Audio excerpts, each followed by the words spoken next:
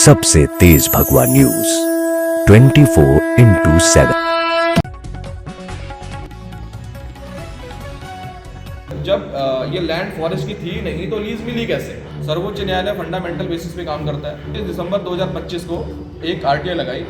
जो हमें चाहिए था वो हमारे काम की चीज़ हमें मिली है। जिसे हम रिजर्व फॉरेस्ट लगातार कह रहे हैं, आखिर उसकी हिस्ट्री क्या है?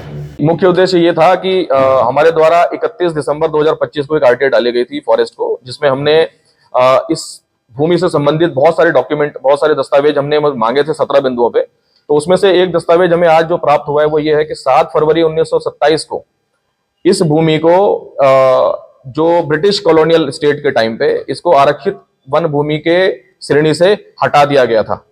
और ये भूमि 12 दिसंबर 1910 को ये भूमि को इन्होंने सम्मिलित किया था और 1927 में हटा दिया गया। जब 1927 में हटा दिया गया तो फिर ये सारा इस पे वन विभाग कैसे क्लेम कर रहा है कि ये भूमि हमारी है और इस पर इतनी सारी जो कार्रवाइयां हो रही है वो किस आधार पे हो रही है। तो ये समाज तक ये बात पहुंचे, दस्तावेज हमारे पास उपलब्ध है, इसीलिए आज ये प्रेस वार्ता हमने रखी। आगे का उद्देश्य अपना कुछ है?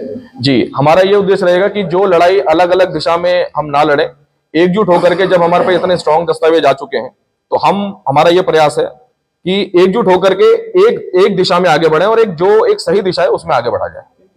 पर आपने सूचना मांगी, क्या देखिए, सूचना हमारी ये थी कि सबसे पहले कि ये जो भूमि है ये फॉरेस्ट डिपार्टमेंट के पास कैसे आई, पहला तो वो था। दूसरा, क्या इस भूमि में कोई ऑल्टरेशन हुआ, क्या उसमें कुछ ऐसे ऑर्डर हुए, क्या 1950 के बाद रीनोटिफाई हुआ, 1950 से पहले कितनी बार नोटिफिकेशन आए, हमने वो सूचनाएं मांगी थी। और उसके बाद हमने उनसे ये पूछा था कि इसको कितनी बार कितने लोगों को लीज पर दिया गया।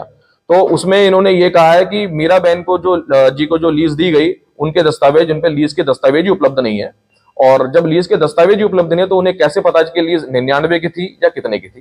तो इतने ही और सारे बिंदुओं पे हमने ये चीजें मांगी है कि कितनी बार ये आगे और सब लीज हुआ, किस किस को गया। तो ये मुख्य बिंदु थे हमारे। एकजुट हो गया, बिल्कुल।